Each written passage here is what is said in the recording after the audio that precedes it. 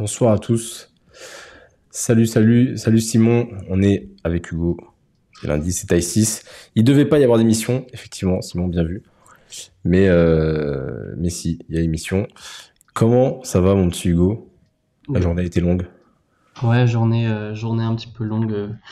Conseil de classe tard ce soir, qui a fini à 20h15. Donc voilà, mais ça va. Prêt à attaquer cette nouvelle semaine. Un petit peu le rush. Et donc, oui, la semaine dernière, je vous avais dit qu'il n'y aurait pas d'émission parce que j'étais censé partir aux États-Unis. Sauf que, avec les problèmes de transport, de tout ça, j'ai pas pu partir. Donc, on est là. Pas d'invité, puisque la personne à qui j'ai demandé qu'on devrait avoir dans les prochaines semaines, je pense, parce qu'elle était chaud pour venir, mais pas dispo. C'était Diandra Tchatchouang. Je pense qu'on essaiera de la voir sur une autre semaine parce que elle m'a dit qu'elle viendra avec plaisir dans l'émission, donc ça pourrait être cool d'échanger avec elle. Mais du coup, pas d'émission, enfin pas d'invité, pardon, mais émission quand même. Est-ce que vous m'entendez bien? Parce que la semaine dernière, on avait eu le problème. Est-ce qu'il faut que je débranche et rebranche mon micro maintenant? Ou est-ce que vous m'entendez correctement? Moi, ça va en tout cas. Est-ce que c'est pas trop fort? J'en sais rien, en fait, vu que je m'entends pas. C'est à vous de me dire. C'est good, nickel. Bon, bah, parfait. Pour une fois. Nickel, parfait. Bon, on va débriefer tranquillement la journée 16 qu'il y a eu. Grosse journée avec pas mal de résultats un petit peu surprenants. On va en parler tout à l'heure. Est-ce que là, dans ceux qui sont là, vous avez vu des matchs, vous étiez peut-être sur place ou pas du tout? C'est vrai que c'est une journée quand même particulière, hein. Franchement, il y a eu Ouais, des belles surprises. ouais, c'est clair. Moi, quand j'ai vu les résultats, parce que j'ai pas pu, enfin, j'ai vu des morceaux de matchs, mais j'ai pas pu voir les matchs en direct. Et sauf que je reçois les notifs sur mon téléphone, j'ai sur Flashscore là, j'ai tous les matchs de LFB. À chaque fois, j'ai mis toutes les équipes en favori, comme ça dès que ça joue, j'ai les résultats. Et je vois les résultats, je me dis, waouh, bizarre. Mais je me suis dit, du coup, ça va être cool parce qu'on va pouvoir en parler. On va pouvoir en parler lundi. BLM à Charleville, chaud, ouais, ça a été très très chaud. Des supportables, ouais. On va parler de, on va parler de tout ça.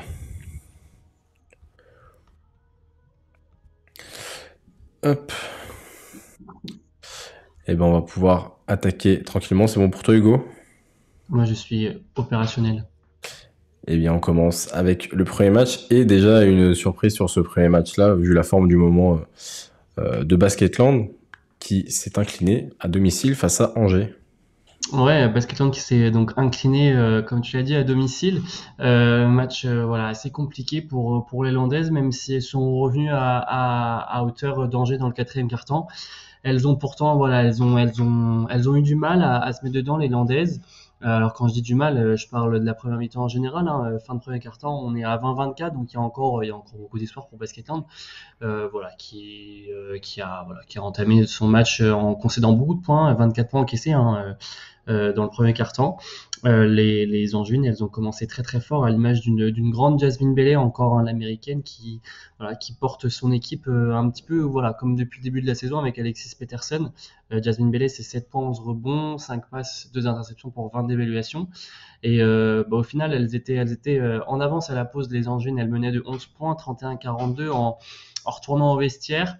Et au retour, elles ont aussi fait le travail. Les Angevines, elles ont encore poussé Basketland un petit peu dans ses retranchements. Elles ont remporté le troisième carton 16-18, l'UFAP 49. Et le quatrième carton, c'est Marine Futoux hein, du côté de Basketland qui a essayé de sonner la révolte. Elle a très très bien commencé son quatrième carton, Marine Futoux, sur le match. Hein, c'est 25 points de rebond, 5 passes pour 24 d'évaluation. Donc un gros gros game pour l'internationale française. Mais malheureusement, ça n'aura pas suffi et c'est du coup l'UFAB hein, qui s'impose au terme de 40 minutes sur le score de 75-71. Et donc voilà, l'UFAB qui revient un petit peu à hauteur de Basketland en termes de classement, même si elles sont encore devant les Landaises. Côté stats, on retrouve aux côtés de Marine Fotoux, Regan Magariti hein, à Basketland, 15 points, 7 rebonds pour 17 d'évaluation. Et l'international espagnol Laura Gil avec notamment 10 rebonds et 13 d'évaluation. Et côté Angers, on retrouve comme toujours Alexis Peterson, l'américaine, la compatriote de Jasmine Bailey, 19 points, 3 passes pour 15 d'évaluation de la part de Peterson et également la capitaine de l'UFAP, Kekele Lenga, qui signe un match parfait. Au tir, pardon, 17 points, un 7 sur 7, 2 passes pour 13 évaluations. Et donc, score final pour Angers, 75-71. Ouais, les trois jeux que tu as cités d'Angers, c'est un peu le trio qui. Quand Angers gagne, c'est un peu le trio qui est toujours souvent en avant, on va dire. Parce que Jasmine Bailey est pas forcément trop au scoring, mais on sait qu'elle peut prendre pas mal de Mhm. rebonds, une joueuse très polyvalente. Peterson, elle est là pour organiser et mettre des points. Et Kikili, c'est vrai qu'elle fait quand même une saison, je trouve, vachement intéressante. L'an dernier, c'était peut-être un peu la phase de transition là, pour se remettre dans le bain de la LFB. Et puis là, elle est quand même fait une saison solide, la capitaine de l'UFAB. Donc, ouais, Mais puis grosse victoire d'Angers. c'est ce que je disais, je disais ça au micro là, de l'UFAB quand je commentais là, contre Lyon. Je disais clairement que c'était sa meilleure saison en professionnel à Kekile Elenga. Donc ouais, non, franchement, elle gaze, ça se passe très très bien pour elle et bah, on est content. C'est vrai que voilà, c'est une joueuse on le sait, on l'a reçue dans l'émission, qui est passée par la LF2, qui a fait beaucoup d'années en LF2 et qui a beaucoup travaillé pour venir jusqu'en Ligue féminine. Donc ouais, franchement, elle répond présente et elle se comporte aussi en capitaine de cette équipe d'Angers. Ouais. Et puis juste qu'on apprécie beaucoup en dehors du terrain. C'est vrai qu'on s'entend très bien avec elle et c'est cool de voir simplement les joueuses avec qui Bien sûr. on bien, qui performent. Ça fait toujours plaisir. Deuxième match. Hop, mince, c'est pas ça que je voulais mettre. Tac. Deuxième match où là, il n'y a pas eu photo du tout. Ah, c'est moi qui buguais. J'arrive, je reviens. Ouais. Ok. Est-ce que vous me voyez? C'est bon, normalement. Bon, vous m'entendez? C'est bon? Nickel. Nickel, parfait. Du coup, oui, je disais, il n'y a pas eu photo du côté de Landerneau et La Roche qui s'est imposé de loin. Ouais, la Roche qui aura fait aucun cadeau à Landerneau, ben voilà, qui concède encore une nouvelle défaite et une grosse défaite, hein, 96-60 pour La Roche-sur-Yon, qui a clairement fait son match dans le premier quart-temps, hein. Après 10 minutes, les Lyonnaises, elles menaient déjà de 19 points, 19 unités, 20 à la pause. Elles finissent le premier quart-temps avec 30 points marqués pour seulement 11 encaissés. Donc voilà, on sait que dans le basket, rien n'est joué, mais forcément, ben, quand tu perds ton premier carton au bout de 10 minutes de 19 points, très très très difficile après de remonter la pente. Et malheureusement, les Landernéennes, elles y ont jamais cru, hein, dans ce match. Voilà, La Roche-sur-Yon qui a vraiment qui a fait qu'une bouchée des filles de Wani Muganguzi, donc avec une très très grande Colline Franchelin. Je parle pas par sa taille, mais bien évidemment par son cœur, le travail qu'elle fait sur le terrain. Elle signe sa évaluée en carrière, peut-être sa meilleure copie aussi en carrière, son meilleur match. Colline Franchelin, c'est 13 points, 5 rebonds, 7 passes, 3 interceptions pour 26 d'évaluation. On en reparlera, mais voilà, elle a été élue MVP, enfin on l'a élu MVP de cette journée. Un très très gros match avec voilà, plein de secteurs, tous les secteurs de jeu, voilà, avec un gros box score. Donc voilà, elle a clairement mené La Roche vers la victoire. Elle a bien été aidée d'Océane Montpierre à 12 points, 4 rebonds, 3 passes, 3 interceptions pour 20 d'évaluation.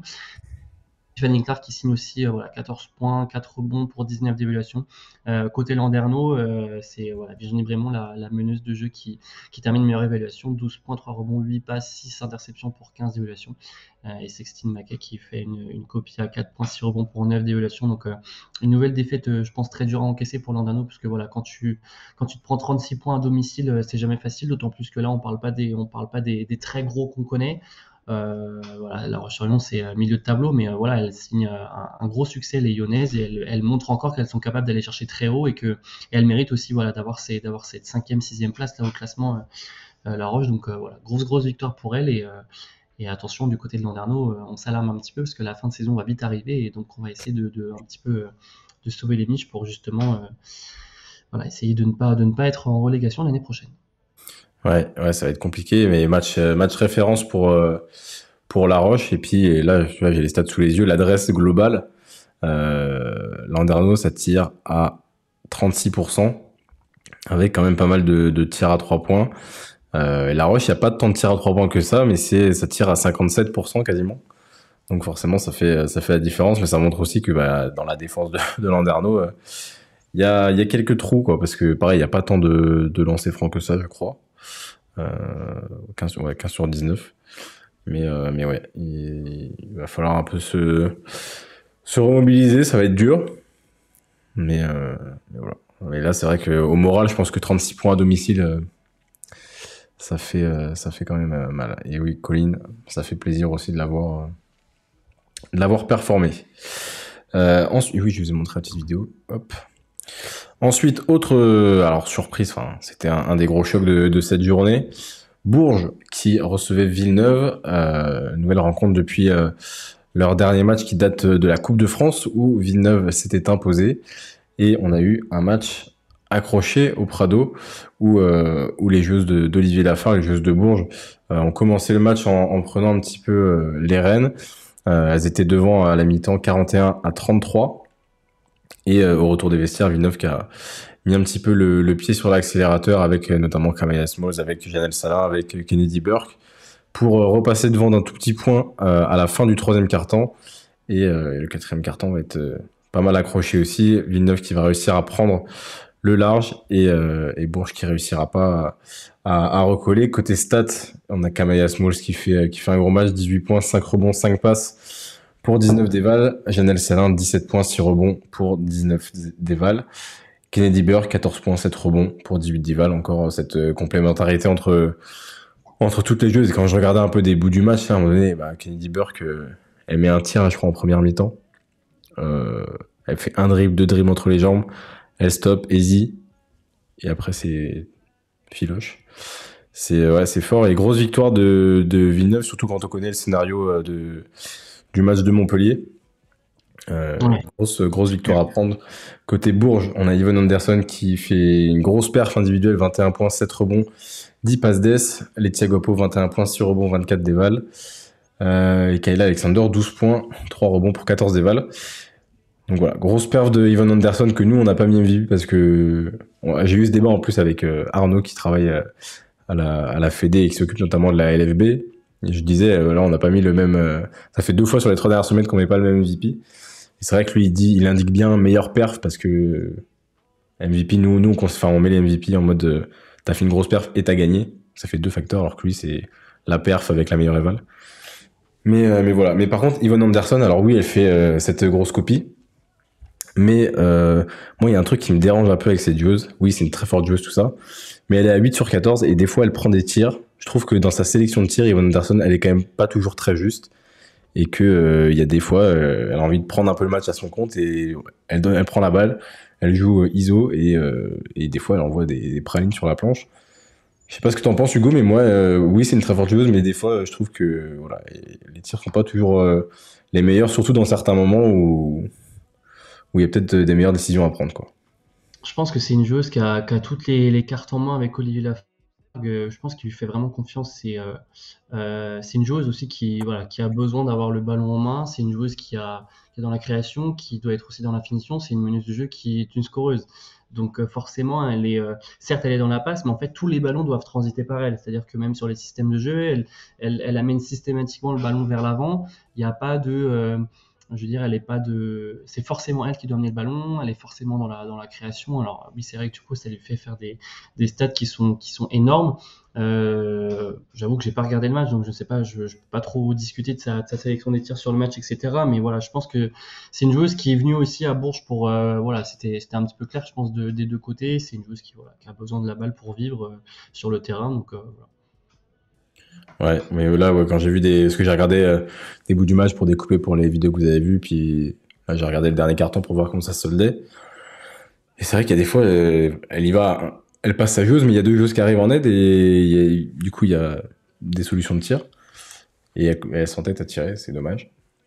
Et Rachel, pour te répondre, Olivier Lafargue, il a pris une deuxième technique. Je crois que j'ai pas vu la première, mais il prend une deuxième technique sur un tir je crois que c'est Janelle Salin qui shoot dans le corner devant le banc. Elle marque et il doit dire un truc à l'arbitre. Et deuxième technique et du coup il est sorti. Mais voilà, ça a pas changé trop l'issue du match. Enfin, ça a pas eu le temps de faire un peu l'effet électrochoc des fois qu'on connaît quand les coachs prennent des techniques volontairement. Mais ouais, et du coup Villeneuve, je crois qu'il n'a pas perdu de la saison contre Bourges puisqu'elles avaient gagné chez elles contre Bourges en décembre. Elles ont gagné en Coupe de France chez elles contre Bourges il y a pas très longtemps. Et elles viennent gagner au Prado. C'est grosse performance quand même de pas perdre un match contre Bourges qui, on sait, tourne très bien. Mais Villeneuve tourne aussi quand même très très bien.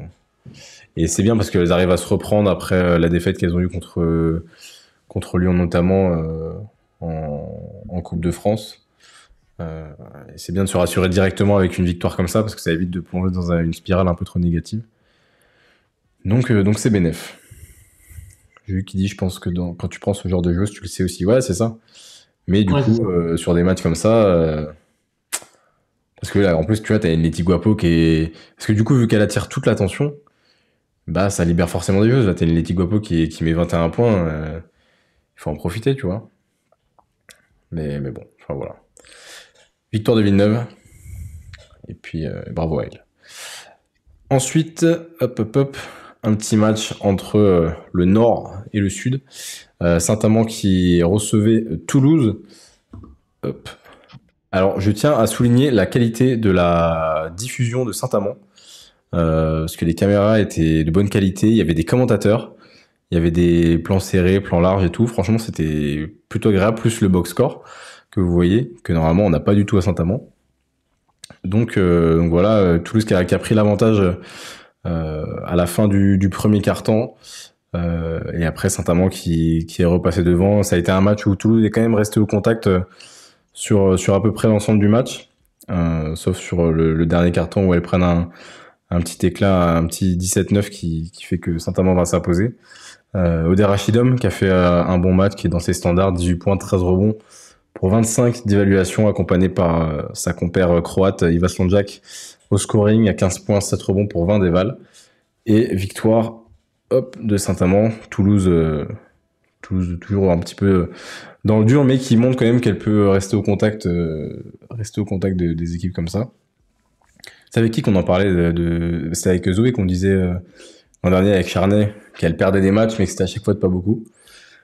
Et c'est vrai que Toulouse, il y a un peu ce truc-là sur C'est le cas certains aussi, matchs. hein. Ouais, Comment? c'est le cas aussi. On sent Ouais. qu'en fin de match, c'est compliqué parce que du coup, en termes de rotation, bah, t'es beaucoup plus juste pour les Toulousaines, mais on sent qu'elles accrochent, elles accrochent, elles accrochent. Là, jusque sur les images, on voyait qu'elles étaient encore devant à 43-42 à la fin du troisième quart. Donc non, vraiment, ça se joue vraiment à la fin. Je pense que voilà, c'est une équipe aussi qui vient d'arriver en Ligue féminine, donc ça se joue aussi à l'expérience. Et c'est vrai que ouais, ça passe pas très très loin, hein, pour Toulouse à chaque fois, mais bon, bah, sauf contre forcément des grosses écuries, notamment contre Bourges. Voilà, elles ont perdu de beaucoup, mais non, c'est justement contre les équipes où justement elles se retrouvent au niveau du classement, ça passe toujours pas loin pour les Toulousaines.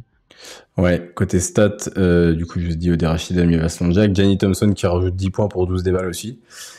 Côté Toulouse, Calice Lloyd, 15 points pour 10 déval. Kira Lambert, 6 points, 5 rebonds, 5 passes pour 10 déval. À noter que du côté de Toulouse, il y a eu deux renforts récents. Ouais, Destiny Slocum qui était du côté de Landerneau, qui avait fait un bout de saison avec Landerneau ouais, la l'année saison dernière. dernière, qui est arrivé du coup à Toulouse. Et Aisha Sutherland qui arrive à l'intérieur aussi pour amener un petit peu de rotation. On sait qu'il y avait Megan Huff qui était partie, qui n'avait pas été remplacée, je crois. Pas encore. Voilà. Donc, c'est histoire d'amener deux rotations en plus sur la fin de saison. Destiny Slocum, c'est son premier match. C'est une bonne joueuse qui avait fait du bien un petit peu à Landerneau aussi en fin de saison dernière, on se souvient. Donc, à voir si elle peut faire la même chose du côté de Toulouse. Hop, ça c'était bon. Match bien accroché aussi du côté de Madobonnet, l'Asvel qui s'est fait presque surprendre par le TGB, par Tarbes. Euh, bon petit match bien tendu avec notamment les absences d'Elena Siak et de Dominique Malonga. J'ai pas trop. Enfin, Dominique Malonga, on sait que ça fait un petit moment qu'elle est absente. Elena, je sais pas ce qu'elle avait.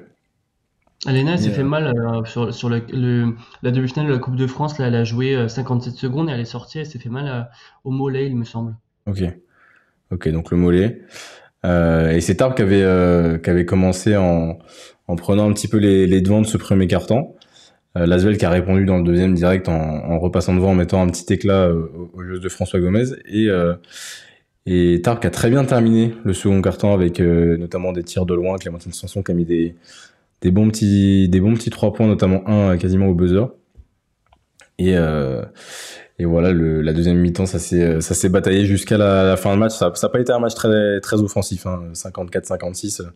C'est pas très très offensif, mais voilà, jusqu'à la fin du match, il y avait 3 points d'écart à une minute de la fin, 56-51 à 10 secondes. Et Marie Pardon qui a réussi à mettre un 3 points à la toute fin, mais ça a pas suffi.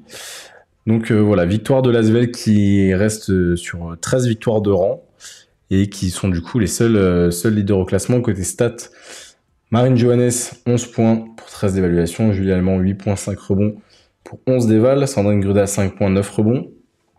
En face, le secteur intérieur de Tarbes qui a pas mal profité aussi des absences. Anna Tadic, 11 points, 11 rebonds pour 14 d'éval.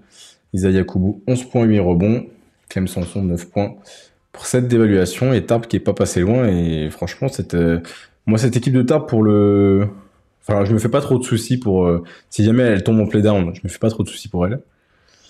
Mais je sais pas, j'aimerais bien qu'elles aillent chercher qu'elles aillent titiller la 8e place, qu'elles aillent chercher une petite place en play-off. Je pense que avec l'effectif qu'elles ont et le jeu qu'elles proposent, je trouve qu'elles sont pas déméritantes quand même.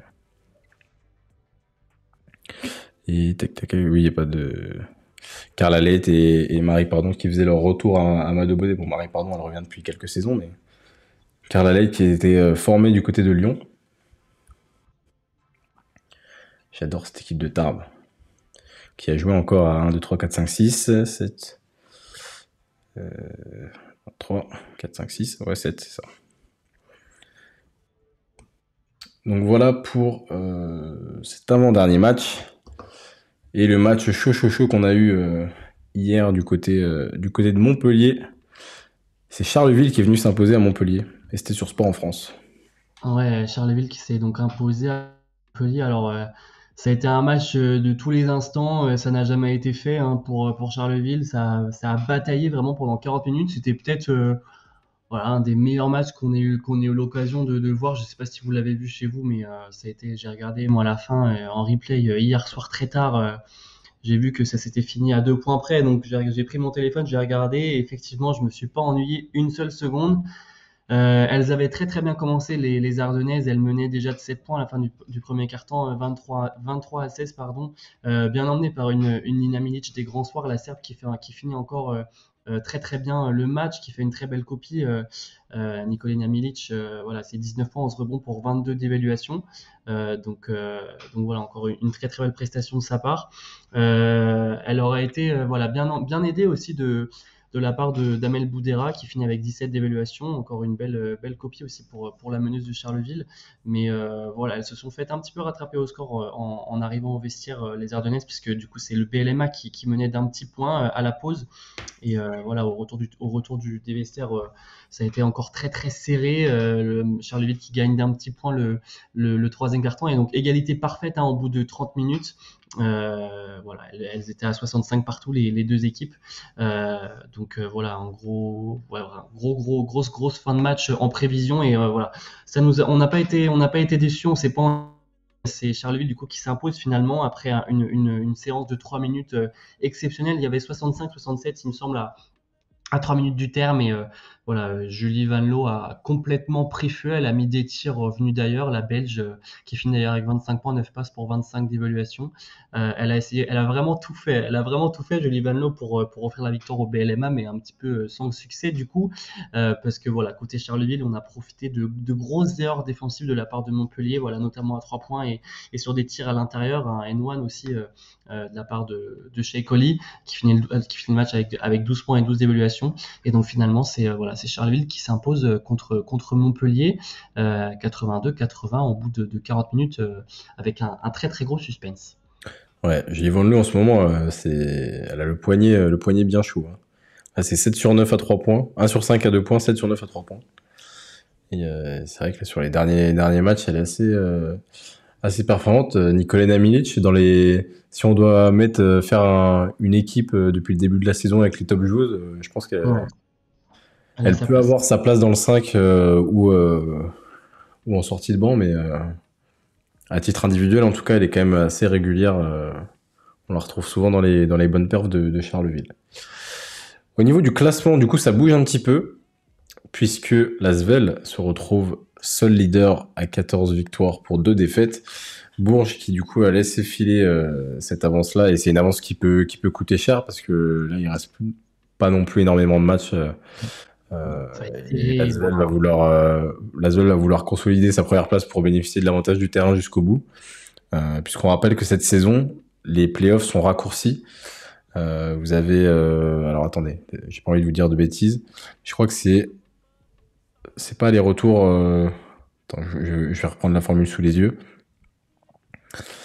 Quart de finale, voilà, c'est en aller-retour.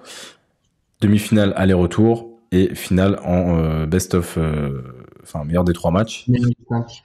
Ah, c'est au meilleur des trois? Meilleur des 3 cette année. Ils ont raccourci parce qu'il y a la prépa à l'Euro qui commence direct après et du coup, ils raccourcissent. Ah, c'est au meilleur des trois. Ok, Ouais. je savais pas. Avant, c'était meilleur des 3 pour quart et demi et meilleur des 5 pour la finale. Et là, c'est aller-retour avec du coup goal average. Et enfin, pour les quarts et les demi. Ah, ça va être chaud. Et les finales, ça se joue sur 5 jours en 3 matchs. Quoi. Donc ça fait match 1 chez le moins bien classé, match 2 chez le mieux classé et Bell chez le mieux classé s'il y a besoin. Donc ouais, ça va être. Enfin, ça va arriver très très vite parce que la finale, le premier match de la finale, enfin, le premier match de playoff, c'est le 2 mai. Donc ça va quand même arriver vite. Attends, t'as dit quoi? Premier match de playoff? Ouais, Ok, le 2 mai. 2 mai, mardi 2 mai 2023 pour les matchs 1. Et au plus tard, ça peut se terminer le match 3, c'est le 22 mai que ça se termine. Donc c'est quand même relativement tôt par rapport à d'habitude, ça se finit un peu plus tard. Mais il y a la prépa pour l'Euro, et puis après, enfin, l'an prochain, il va y avoir les JO, ça va être encore un beau bazar.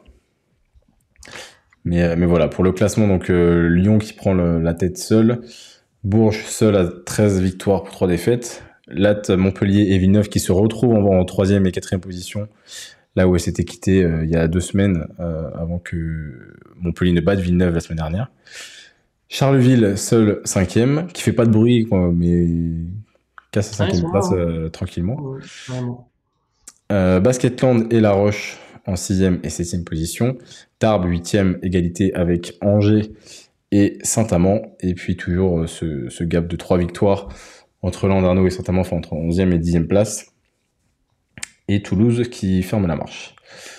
Donc voilà, ça promet pour la fin de saison, ça va être bien intéressant. Et puis, enfin là, franchement, si vous prenez là les 8 premiers qu'on a, franchement, les séries de playoffs qu'il peut y avoir, ça peut être cool. Ce sera pas très long, faudra en profiter, faudra regarder les matchs, mais ça peut être intense. 5 MVP Hugo, c'est pour toi. C'est pour moi, let's go. Donc voilà, une belle journée encore qui se conclut, la 16e journée de la Ligue féminine de basket. Kamaya Smalls en poste 2 qui a fait une très belle performance, hein, du coup avec Villeneuve qui s'est imposé du coup sur le parquet de Bourges au Prado. Smalls c'est 18 points, 5 rebonds, 5 passes pour 19 d'évaluation. J'en ai parlé tout à l'heure, Jasmine Bellet du côté d'Angers, voilà, qui permet à l'UFAP 49 de dominer Basketland. 7 points, 11 rebonds, 5 passes, 20 d'évaluation pour l'américaine. Nina Milic, la Serbe, 19 points, 11 rebonds, 3 passes pour 22 d'évaluation dans la victoire de Charleville à Montpellier. Et enfin, Aude Rachidam en poste 5, 18 points, 13 rebonds, 3 fautes provoquées et 25 d'évaluation pour voilà, une prétendante à être dans le 5 majeur de la Ligue féminine cette saison, dans la victoire de Saint-Amand à domicile face à Toulouse. Et pour finir, la meneuse, poste 1, qu'on a mis évidemment en MVP, Colline Franchelin, l'internationale française de 3-3. Franchelin, c'est 13 points, 7 passes, 5 rebonds, 4 interceptions pour 26 d'évaluation et l'immense victoire 96 à 60 contre Landerneau, on le rappelle, de la part de La Roche-sur-Yon. Yes. Pour ce qui est du programme cette semaine, on a oublié de vous mettre, mais avant tout ça, il y a mercredi soir le match entre Strasbourg et Basketland en Coupe de France pour savoir qui rejoindra l'Asvel en finale le 21 avril ou le 22 avril même à l'Accor Arena. Donc voilà, ce sera sur YouTube, sur la chaîne de la FFBB. Strasbourg, Basketland, ça se joue au Rhenus, en plus la salle où joue la SIG, l'équipe des garçons. Donc une grosse salle qui j'espère sera remplie pour ce beau match. Je pense que ça peut être un joli match parce que Strasbourg a clairement rien à perdre. Et ça fait longtemps qu'il n'y a pas eu une équipe de LF2 qui est arrivée dans le dernier carré. Donc à suivre mercredi soir. D'ailleurs, est-ce que dans ceux qui sont là dans le chat, il y en a qui ont prévu d'aller à la finale de la Coupe de France? Je sais plus si on en avait parlé la semaine dernière. Mais est-ce qu'il y en a d'entre vous qui ont prévu d'y aller? Dites-nous ça dans le chat. En attendant, pour la journée 17, ça commence dès jeudi avec un match un petit peu avancé entre Angers et Landerneau. Après, vous aurez des matchs samedi, ESBVA Saint-Amand, La Roche-Montpellier, Toulouse, Asvel. Ça va être compliqué pour Toulouse. Tarbes Basketland, le derby du Sud-Ouest. On sait que c'est toujours des matchs à haute intensité. Ce sera dimanche sur Sport en France. Et le match entre Charleville et Bourges, qui a été reporté au 29 mars en raison de, et là c'est une excellente transition, en raison du match, alors oui, il n'y a pas eu le match retour, mais du quart de finale d'Euroleague entre Mersin et Bourges qui se jouera demain, le quart de finale aller. Et le quart de finale retour, c'est le 17, donc c'est vendredi, je crois. Oui, à 20h. Voilà, à 20h, du côté de Bourges. Donc c'est tout cette semaine. Petite erreur de notre part.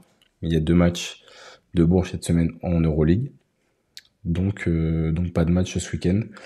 En LFB, en Eurocup, hop, on a aussi notre petit duel franco-français entre l'Asvel et Villeneuve d'Ascq, mercredi soir à 20h. Vous voyez qui passer sur ce match-là? Qui ira en finale? Déjà, c'est bien, c'est qu'on a une équipe française en finale de Coupe d'Europe. Est-ce que ce sera la première de l'histoire de l'Asvel? Franchement, l'Asvel, elles sont quand même sur une dynamique assez exceptionnelle, hein. Elles sont en demi de elles sont pardon en finale de la Coupe de France. Elles ont battu Villeneuve chez elles. Là, elles sont en lice pour peut-être aller en finale de l'Eurocup. Elles sont premières toutes seules maintenant en Ligue féminine. Donc, franchement, ouais, c'est quand même très très fort. Ouais, puis je pense qu'elles sont en mission là. Elles peuvent, franchement, elles ont vu comme elles tournent, elles peuvent aller chercher le triplé. Je pense que cette saison, elles peuvent faire un truc un peu historique, ce qui ferait du bien parce qu'après toutes les saisons qu'il y a eu sans titre pour l'Asvel, si déjà elles en ont un, c'est déjà une saison réussie. Si elles en ont deux, encore mieux. Si elles en ont trois, c'est Ouais, royal le au bar. triplé, ce serait quelque chose de fou quand même, hein. Ouais, triplé serait très très fort. Ouais, c'est très très très très fort. Surtout qu'en plus, on connaît le niveau des compétitions qu'on a aujourd'hui. Je veux dire, Ouais. tu regardes la Oui, Ligue parce féminine, que tu peux regarder la Coupe. quand t'arrives dans les playoffs de Coupe d'Europe, enfin bon, l'Euroleague c'est un niveau à part, mais on sait que l'Eurocup sur les poules, il y a des équipes qui sont un petit peu en dessous au début, mais quand t'arrives sur les playoffs, tu joues quand même normalement des belles équipes. Et là, l'Asvel a eu de la chance parce que, enfin, de la chance.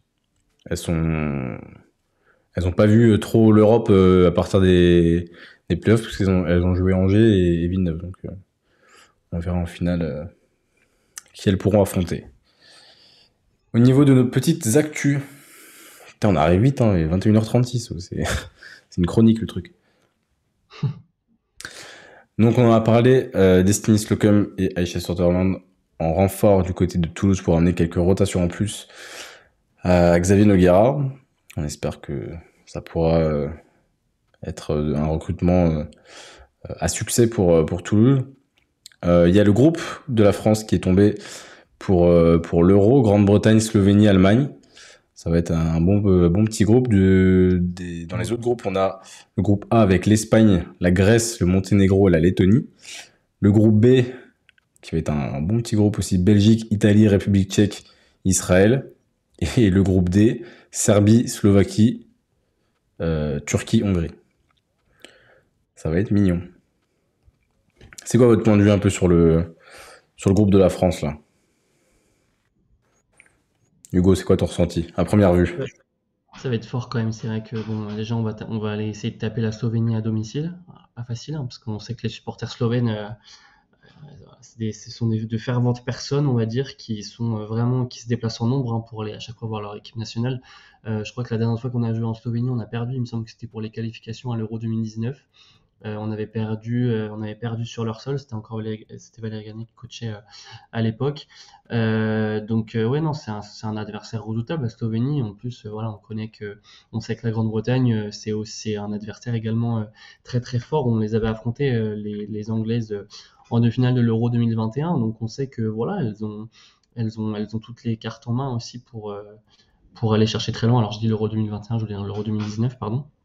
C'était en Serbie. Donc voilà, elles sont aussi très fortes. Elles sont emmenées par une immense Temi Fagbenle, hein, qui fait les bourgs de l'USK Prague en ce moment.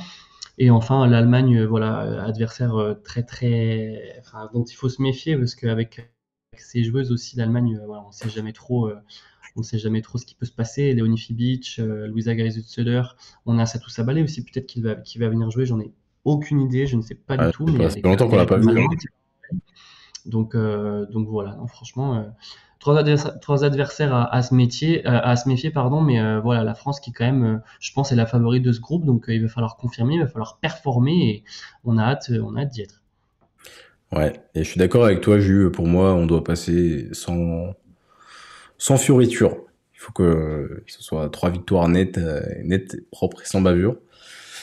Mais ça va être je pense que ça va être des beaux petits matchs. Et puis les autres groupes sont quand même, il y a quand même des clients, hein. De toute façon, Mais après, on va ah, arriver, Le on va arriver truc, en phase le finale. truc, c'est qu'en plus, il faut absolument qu'on passe parce que si ensuite on veut s'éviter de se taper les premières équipes là, des trois autres poules, tu regardes, ça peut tomber contre la Belgique, ça peut tomber contre la Serbie. On sait très bien que la Serbie, c'est un petit peu notre adversaire qu'on déteste un Ouais, petit peu, hein. On se rappelle qu'elles nous ont quand même privé d'un quart de finale un peu plus accessible à la Coupe du Monde. On sait que voilà, c'est les championnes d'Europe en titre. Donc ouais, franchement, à se méfier, ça va être compliqué. ouais, il y a l'Espagne aussi, donc faut passer et finir premier du groupe. Et puis c'est tout, quoi. On a laissé du temps à Toupane, on a changé Garnier pour ça, pour gagner des titres. Non, mais moi je suis assez confiant, hein, honnêtement. Enfin, je sais pas. En fait, moi, cette équipe de France, j'aime bien. Enfin, pour l'instant, ce qu'on a vu, alors oui, enfin, il y aura toujours des choses qui seront perfectibles. Mais là, elles ont eu déjà une première grosse compétition avec la Coupe du Monde pour se jauger, pour se connaître et voir le jeu avec une prépa un peu plus longue, tout ça. Et on verra ce qu'il en est sur l'Euro. Moi, je pense que, enfin, sur l'Euro, c'est par rapport à la Coupe du Monde, c'est censé être enfin, plus accessible, j'en sais rien. Mais ça vous enlève quand même des équipes asiatiques qu'on n'aime pas jouer. Ça vous enlève une Australie à domicile qui peut être pénible. Ça vous enlève des États-Unis. Enfin voilà. Il y aura des grosses équipes aussi, mais je pense que sur le continent européen, il faut au moins une médaille et pourquoi pas être championne d'Europe, quoi. À un moment donné, il faut viser haut. Je dis pas que j'aime pas, mais maintenant il faut récolter les fruits du travail quand même. Si tu peux dire que t'aimes pas, Jules, parce que depuis le début où on a parlé de Toupane à la tête de l'équipe de France, t'étais quand même pas très dans le jeu à chaque fois. Et avec le talent qu'on a sur le terrain, ouais, bah oui. Non, mais moi j'y crois. Je suis optimiste. Pour la Coupe du Monde, en 3-3, pareil, la poule qui a été donnée, ce sera les Pays-Bas, l'Espagne, l'Autriche et le Brésil. J'avais regardé tout à l'heure les dates, je les ai plus en tête. FIBA, je donne ça tout de suite. Ce sera à partir du 22 juin, je crois. Non, ça c'était en 2022, rien à voir, pardon. Je regarde pas le bon truc. 30 mai au 4 juin. Alors pas beaucoup de repos non plus pour le jeu du 3-3. C'est vrai que quand tu regardes que le dernier match possiblement de la finale, il est le 26 mai et que t'as la Coupe du Monde qui commence le 30 mai, ouais, t'es une Leti Guapo qui finit le 26 mars si jamais tu vas sur un match 3 de finale. T'es une MEP Marie-Ève Paget pareil. Ouais, non, franchement, ça va être chaud, hein. Franchement, même voilà, Myriam Dikounadé du côté de Villeneuve, ça peut aussi aller en finale. Ouais, bah là c'est vrai que pour le 3-3, elle va enchaîner très très vite, quoi. C'est très très fort, hein, franchement, à voir. Parce que là pour les playoffs, en fait pour celles qui vont pas en finale, le 13 mai, elles vont avoir un peu de break. Elles vont avoir 15 jours enfin un peu moins de 15 jours de break. Mais si tu vas en match 3, le 22 mai, ça te laisse une toute petite semaine. Et encore, si tu dois repartir en prépa avec le 3-3, Ouais. ça va être compliqué. Mais bon, elles le savent. C'est leur rythme.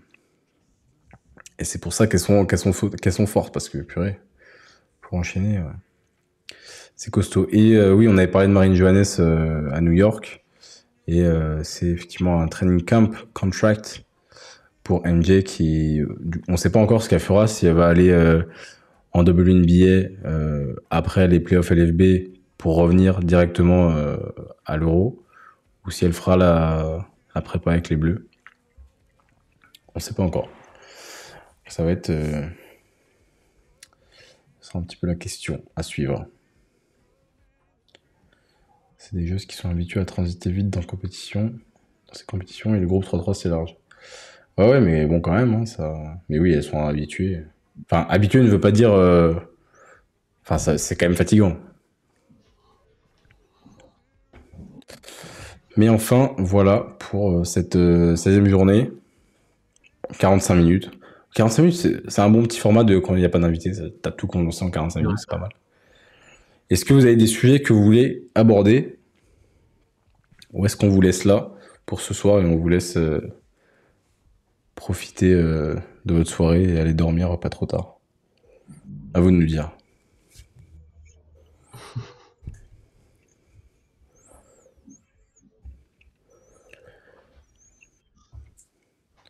Et on essaiera d'avoir soit Diandra Chachwang la semaine prochaine, soit une autre joueuse.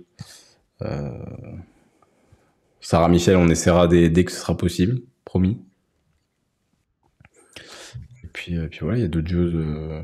Une Amel Boudara qu'on n'a pas reçue, j'aimerais bien recevoir Amel C'est vrai. dans l'émission. Ah, Amel, ça peut être sympa, franchement, ça peut être vraiment bien.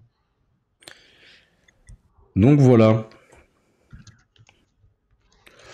Eh bien, si vous ne voyez pas de sujet en particulier à aborder, les amis, eh ben, on va s'arrêter là. Petit live de 45-50 minutes pour se débriefer tout ça. Et puis, on se dit à la semaine prochaine avec une invitée. Du coup, ça durera un petit peu plus longtemps. C'est la partie que vous préférez. C'est le moment où ça serait parti sur une discussion entre côtes en début de taille 6.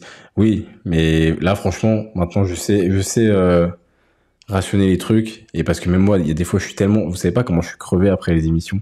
Et quand il faut que je mette le replay et tout, il y a des fois, je m'endors sur mon clavier quasiment. Et de veiller, de parler et tout, ça fatigue en plus de la journée. Et des fois, je me dis, tu vois, quand on n'a pas d'invité, et je me dis que ça va durer 45 minutes, 1 heure, bah c'est presque, des fois, je me dis, je vais pouvoir me coucher pas trop tard. Ça a ses avantages. Faut poser des limites maintenant. Ouais, exactement. Il faut savoir se poser des limites.